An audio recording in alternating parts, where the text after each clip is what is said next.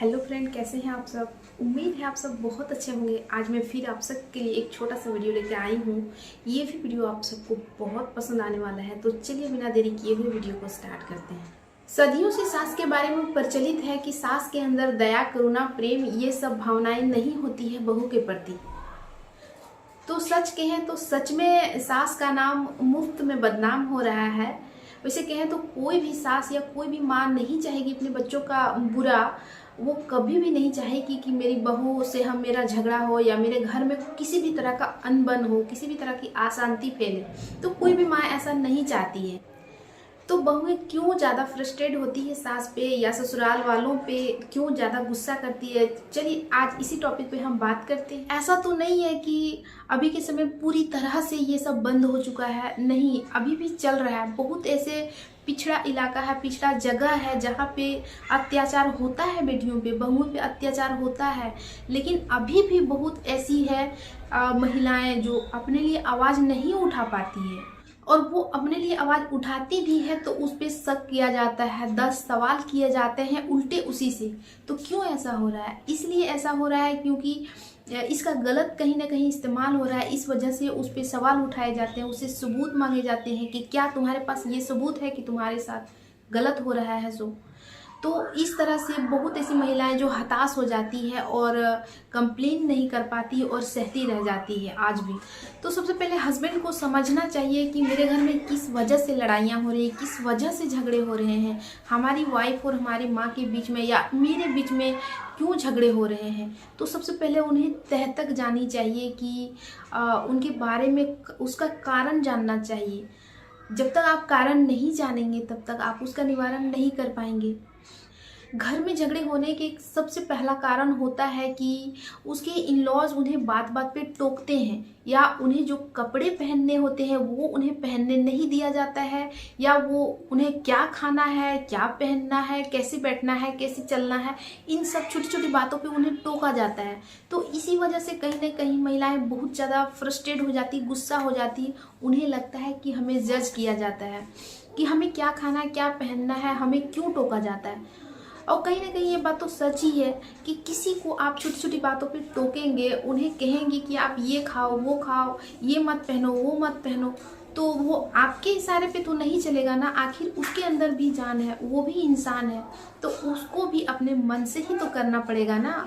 तो यही सब छोटे छोटे झगड़े जो है एक दिन बहुत बड़ा रूप ले लेता है और पूरा फैमिली को बर्बाद करके रख देता है। तो छोटे छोटे झगड़ों से बचना चाहिए और किसी पे भी अपनी बात को ना थोपना चाहिए। और दूसरा कारण ये भी हो सकता है कि जब न्यू शादी होती है या न्यूली मैरिड कपल होते हैं तो एक दूसरे के साथ अच्छे व्यवहार करते हैं, अच्छी तरह से वो एक दूसरे के साथ रहते हैं, कई सारे वादे ऐसे ऐसे करते हैं जो पूरे ना हो सके।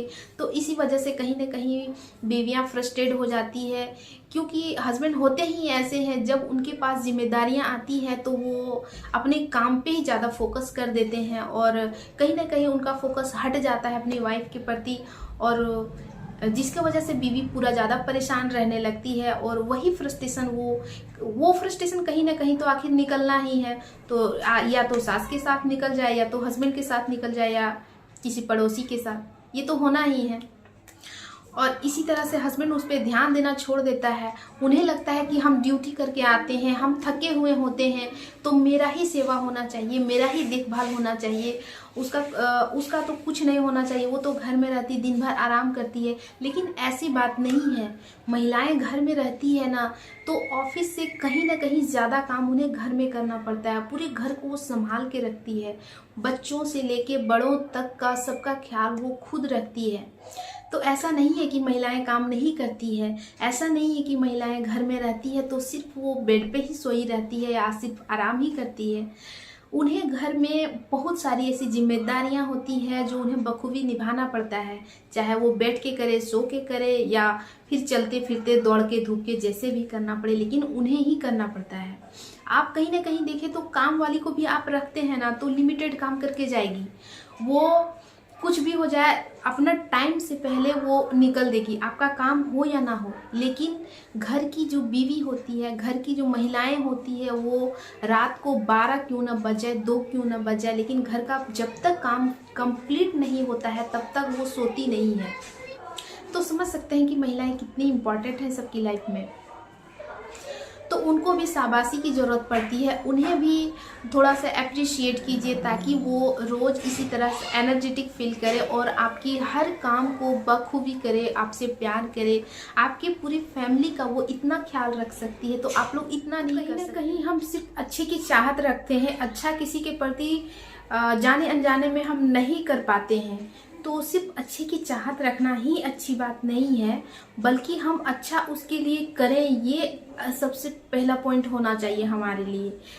तो जो भी महिलाएं अपने सास ससुर को बात बात पे परेशान करती, हताश करती, निराश करती है, कोई भी मौका नहीं छोड़ती उन्हें परेशान करने के लिए, तो इतना जान लीजिएगा कि वो अपने हस्बैंड से प्यार करती ही नहीं है, इसलिए अपने सास ससुर को परेशान करती रहती है।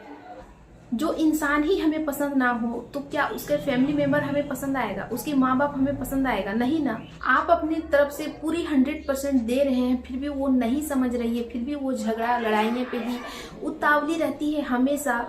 तो फ्रेंड, मैं आपसे यही सलाह दूंगी कि आप कानूनी सलाह ले सकते हैं और अपना जो भी प्रॉब्लम है उसे सॉर्ट आउट कर सकते हैं। तो फ्रेंड, आज का वीडियो कैसा लगा आप कमेंट बॉक्स में ज़रूर बताइएगा। और आज का वीडियो आपको ज़रा सा भी पसंद आया होगा तो प्लीज़ इस वीडियो को लाइक कीजिएगा, चैनल को सब्सक्राइब कीजिएगा और अपने दोस्तों के साथ शेयर ज़रूर कीजिएगा ताकि वो भी इसका लाभ उठा सके। तो आज के लिए इतना ही रखते हैं, मिलते हैं नेक्स्ट वीडियो में, तब तक के लिए thank you and bye bye.